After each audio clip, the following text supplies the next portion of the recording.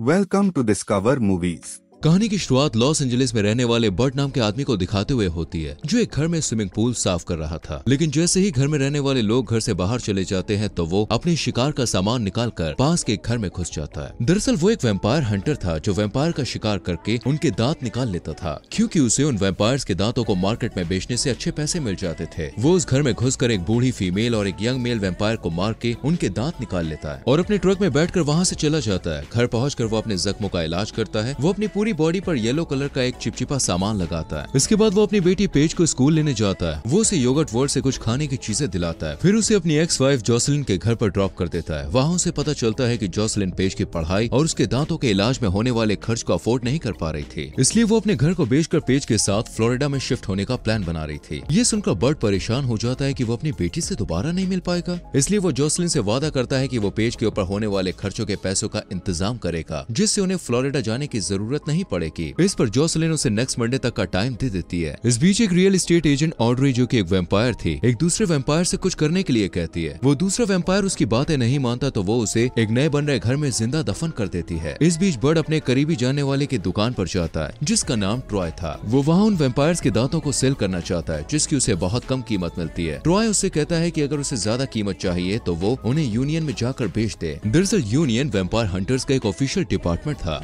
जहाँ से कुछ दिन पहले उसे धक्के मारकर निकाल दिया गया था। कोई और रास्ता नहीं सूझा तो बर्ड अपनी गन और जॉर्डन से खरीदे हुए महंगे जूते उसे बेच देता है। फिर जब वो वापस अपनी कार में आता है तो उसे पेज की कॉल आती है और उससे बात करने के बाद वो पेज की पढ़ाई और उसके दांतों में लगने वाले ब्रेसेस के लिए पैसे इकट्ठा करने का फैसला करता है, ताकि उसे पेज से बिछड़ना ना पड़े। इसके लिए वो अपने फ्रेंड बिग जी को फोन करके उससे हेल्प मांगता है। इस बीच ऑड्री को उन वैम्पायर्स को मारने की खबर मिल जाती है जिसे बर्ड ने मारा था। पहले वो रोती है और कातिल का पता लगाने के लिए पूरे घर को सूंघती है। तब वो और उसका असिस्टेंट इस नतीजे पर पहुंचते हैं कि उन दोनों वैम्पायर्स का मर्डर एक ही आदमी ने किया है और वो लोग ठान लेते हैं कि किसी भी तरह उस कातिल को ढूंढ निकालेंगे। इधर बर्ड बिग जे से मिलता है। फिर वो दोनों यूनियन जाकर वहाँ के हेड राल्फ सीगर से मिलते हैं। बिग जे कहता है कि बर्ड यूनियन में वापस आना चाहता है, उसे अपनी गलती का एहसास हो चुका है और वो काफी बदल गया है। लेकिन राल्फ को भरोसा नहीं होता। वो कहता है कि बर्ड ने यूनियन के बहुत सारे नियम तोड़े थे, यहाँ तक कि एक बार जोखिम उठाकर शिकार करते हुए उसने अपने एक साथी की जान को भी खतरे में डाल दिया था। काफी समझाने के बाद राल्फ उसे एक हफ्ते के लिए ट्रायल के तौर पर रखने को तैयार हो जाता है। वो उसे डे शिफ्ट में काम करने को देता है, लेकिन डे की जगह नाइट शिफ्ट में पैसे कमाने के ज्यादा चांसेस हैं, इसलिए बर्ड रिक्वेस्ट करता है कि उसे नाइट शिफ्ट में रखा जाए, पर राल्फ नहीं मानता और कंपनी की तरफ से एक आदमी को भी उसके साथ लगा देता है, जो शिकार के वक्त हमेशा उसके साथ रहकर उस पर नजर रखेगा, जिससे बर्ड कोई भी नियम को तोड़ ना सके। राल्फ से मिलने के बाद बर्ड दांतों को बेचने के लिए यूनियन के अकाउंट डिपार्टमेंट में जाता है, जहाँ उसकी मुलाकात सेथ से होती है, जो एक मामूली क्लर्क था और जिसे राल्फ ने बर्ड के साथ शिकार पर जाने की जिम्मेदारी सौंपी थी। सेथ कहता है कि वो अभी फील्ड वर्क के लायक नहीं है, पर राल्फ ने उसे वादा किया था कि अगर वो इस काम को सही से पूरा कर लेगा तो वो उसको प्रमोट कर देगा, इसलिए वो बर्ड के साथ शिकार पर जाने को तैयार हो गया था। अगले दिन सेथ सुबह सुबह बर्ड के अपार्टमेंट में पहुंच जाता है और देखता है कि बर्ड चलने की तैयारी कर रहा है। बर्ड उसके साथ दोस्ताना अंदाज में बात करता है और उसे नाश्ते के लिए भी कहता है, पर सेथ मना कर देता है और उससे ज्यादा बात भी नहीं करता है। रास्ते में बर्ड उसे वैम्पायर्स के बारे में पूछता है तो सेथ कहता है कि भले ही उसने अभी तक कोई शिकार नहीं किया था,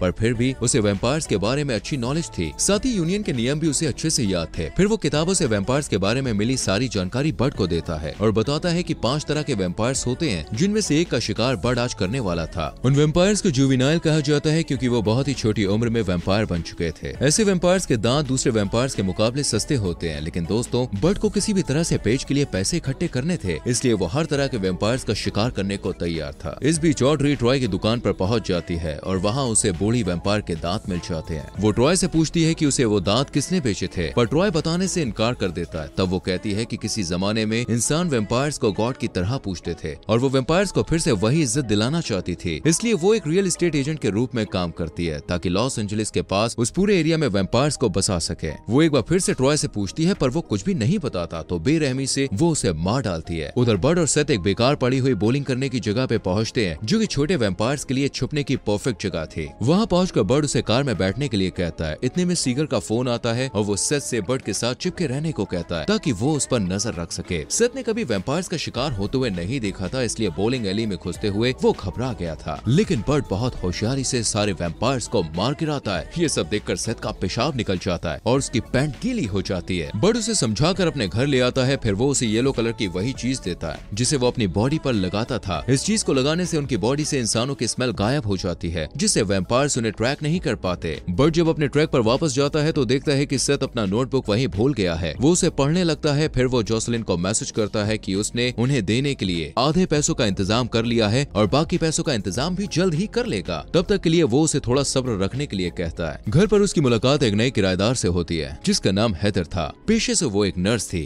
अगले दिन बर्ट सेथ को उसके घर से पिक करता है और उसकी नोटबुक को ऊंची आवाज में पढ़ने लगता है, जिसमें लिखा था कि बर्ट ने कल शिकार के दौरान बहुत सारे नियम तोड़े थे। ये सुनकर सेथ उससे कहता है कि उसने वो सारे रिकॉर्ड्स लिखे जरूर हैं, पर राल्फ को उनके बारे में कुछ भी नहीं बताया है। तब बर्ट सेथ से रिक्वेस्ट करता है कि वो उसे और 2 दिन की मोहलत दे दे ताकि वो अपनी बेटी के लिए पैसा इकट्ठा कर सके। इसके बाद भले ही यूनियन उसे दोबारा निकाल दे, कोई परवाह नहीं है उसे। फिर वो जरूरी चीजें खरीदने के लिए ट्रॉय के पॉन शॉप में जाता है, पर वहाँ उसे ट्रॉय की डेड बॉडी मिलती है और टेबल पर बर्ट का नाम लिखा हुआ मिलता है, जो शायद ऑड्री के टॉर्चर करने पर ट्रॉय ने लिखा होगा। सेथ तुरंत उसकी खबर राल्फ को देना चाहता है, पर बर्ट उसे रोक देता है और उसे बताता है कि बार बार नियम तोड़ने की आदत के बावजूद भी उसने यूनियन को सिर्फ इसलिए ज्वाइन किया था कि वो अपनी बेटी पेज के लिए पैसे इकट्ठा कर सके ताकि उसे अपनी बेटी से बिछड़ना ना पड़े। सेथ को उस पर दया आ जाती है और वो मान जाता है कि वो मंडे तक राल्फ को किसी भी रूल के टूटने की रिपोर्ट नहीं करेगा। घर आकर वो देखता है कि हेदर अपनी अपार्टमेंट की खिड़की पर किसी आदमी के साथ बहस कर रही थी। अगले दिन बर्ट और सेथ का सामना नाइजीरियन ब्रदर से होता है। वो दोनों भाई फेमस वैम्पायर्स हंटर थे जो कि स्टीरियो रिपेयर करने वाले के भेस में घूमा करते थे। वो बर्ट के साथ मिलकर वैम्पायर्स के अड्डे पर हमला करने और उसमें होने वाले प्रॉफिट को बराबर बराबर बांटने का प्लान बनाते हैं। अड्डे पर इतने सारे वैम्पायर्स को एक साथ देखकर सेथ फिर से कपड़ों में पेशाब कर देता है, जबकि बाकी लोग बहादुरी से लड़ते हुए सारे वैम्पायर्स को खत्म कर देते हैं। जब सारे वैम्पायर्स मारे जाते हैं तो सेथ रियलाइज करता है कि उस अड्डे पर अलग अलग किस्म के वैम्पायर्स एक साथ रहते थे, जो मामूली बात नहीं थी। नाइजीरियन ब्रदर्स कहते हैं कि वैम्पायर्स ने एक ऐसी सनस्क्रीन खोज निकाली थी जिसको लगाकर वो दिन में बाहर भी जा सकते थे। घर लौटते वक्त बर्ट सेथ की तारीफ करते हुए कहता है कि उसमें काफी सुधार हुआ है और उसमें एक हंटर बनने के सारे गुण हैं। इसके बाद बर्ट पेज को उसकी एक फ्रेंड की बर्थडे पार्टी में ले जाता है। वहाँ उसे ऑड्री का कॉल आता है जो उसे जान से मारने की धमकी देती है। बर्ट समझ जाता है कि उसे और उसके परिवार की जान का खतरा है, इसलिए वो तुरंत ही पेज को साथ लेकर अपने घर के लिए निकल पड़ता है। रास्ते में वो देखता है कि ऑड्री के कुछ लोग उनका पीछा कर रहे हैं, तो वो पेज को हेडफोन्स लगाकर अपने आईपैड पर गेम खेलने के लिए कहता है और खुद गाड़ी को इतनी तेज भगाता है कि वो लोग बहुत पीछे रह जाते हैं। उन 2 लोगों में से एक को बर्ट पहचान जाता है कि ये वही आदमी था जिसके साथ पिछली रात हेदर की बहस हुई थी। बर्ट जब जोसेलिन के घर पहुंचता है तो देखता है कि उससे पहले ऑड्री वहां पहुंचकर जोसेलिन को बंदी बना चुकी थी और जमीन पर सेथ बेहोश पड़ा था, जिसे वैम्पायर्स ने दांतों से काटा था। ऑड्री बर्ट को छोड़कर जोसेलिन और पेज को अपने साथ ले जाती है। उसे पक्का यकीन था कि सेथ जब जागेगा तो बर्ट को खा लेगा, पर नया नया वैम्पायर बना सेथ बर्ट का मुकाबला नहीं कर पाता है और जल्द ही बर्ट उस पर काबू पा लेता है। बर्ट उसके सर को काट देता है, पर फिर भी सेथ नहीं मरता और अपने हाथ से अपना सर अपनी बॉडी पर फिक्स कर देता है और वो दोनों वहाँ से निकलकर हेदर के घर पहुँचते हैं, क्योंकि बर्ट को लगता है कि हेदर ऑड्री के लिए काम कर रही है। वहाँ पहुँचकर उन्हें पता चलता है कि ऑड्री ने हेदर को वैम्पायर बना दिया था और उससे जबरदस्ती अपने काम करवाती थी और हेदर को ना चाहते हुए भी उसकी बात माननी पड़ती थी। ऑड्री बॉब की जान के पीछे इसलिए पड़ी थी क्योंकि बॉब ने जिस बूढ़ी वैम्पायर को मारा था वो ऑड्री की बेटी थी। अपनी बेटी की मौत का बदला लेने के लिए ऑड्री पेज को वैम्पायर बनाना चाहती थी ताकि वो अपनी माँ जोसेलिन को काट कर खा ले। इस काम के लिए वो पेज को वैम्पायर्स की पवित्र जगह पर ले जाती है। इस बीच सेथ अपनी वैम्पायर वाली नई जिंदगी से एडजस्ट करने की कोशिश करता है और इसमें हेदर उसे गाइड करती है। सेथ और हेदर ऑड्री को हराने में बर्ट की हेल्प करना चाहते हैं और उसके अंडरग्राउंड बेस की तरफ जाते हैं, जहाँ ढेर सारे वैम्पायर्स को देखकर उनकी हालत खराब हो जाती है। सेथ बिग जे को बहुत पहले ही खबर कर चुका था, इसलिए बिग जे उन तीनों की हेल्प करने वहाँ पहुँच जाता है। फाइट करते हुए बिग जे को एक वैम्पायर काट लेता है, पर वो हिम्मत नहीं हारता और बर्ट को ऑड्री से अकेले मुकाबला करने देता है और खुद एक बम के जरिए सारे वैम्पायर्स को मारने के लिए अपनी जान की बाजी लगा देता है। उधर सेथ और हेदर ऑड्री के बॉडीगार्ड से फाइट करते हैं, जबकि बर्ट ऑड्री से लड़ता है। हेदर और सेथ से अकेले लड़ते हुए गार्ड उन दोनों को एक एक हाथ से पकड़कर अपने काबू में कर लेता है, पर तभी सेथ और हेदर उसे अपनी तरफ जोर से खींचते हैं, जिससे उसके दोनों हाथ टूट जाते हैं। दूसरी तरफ ऑड्री और बर्ट की लड़ाई चलती है। ऑड्री के पास सुपर पावर और सुपर स्पीड होने के बावजूद बर्ट अपनी चालाकी से उसे हरा देता है। वो एक बहुत बारीक चांदी की तार को रास्ते में लगा देता है और जब ऑड्री बर्ट को मारने के लिए बहुत तेजी से बर्ट की तरफ बढ़ती है तो उस बारीक तार से उसकी गर्दन कट जाती है और वो तुरंत ही मर जाती है। जब सारे वैम्पायर्स मर जाते हैं तो बर्ट जोसेलिन और पेज को गले लगाता है। फिर वो सब हेदर और सेथ से मिलते मिलते हैं और बर्ड उन्हें अच्छे वैम्पायर्स के रूप में अपनी फैमिली से इंट्रोड्यूस कराता है। सीन शिफ्ट होता है दोस्तों और हम देखते हैं कि यूनियन में राल्फ बर्ड और सेथ से कोई रिपोर्टिंग नहीं करने की वजह से डांटता है। वो उन दोनों पर बहुत सारे नियमों को तोड़ने का इल्जाम भी लगाता है, पर सेथ नियमों में कमी निकालकर खुद के साथ बर्ड का भी बचाव करता है। भले उसे प्रमोशन नहीं मिलता, पर वो बर्ड के साथ काम करके एक अच्छा शिकारी बनना चाहता है। जब बर्ड अपने परिवार के साथ घर को लौट रहा होता है तो अचानक बिग जे मेन होल से निकलकर उनके सामने आ जाता है। दरअसल वैम्पायर बन जाने के कारण बिग जे उस बम धमाके में नहीं मरा था,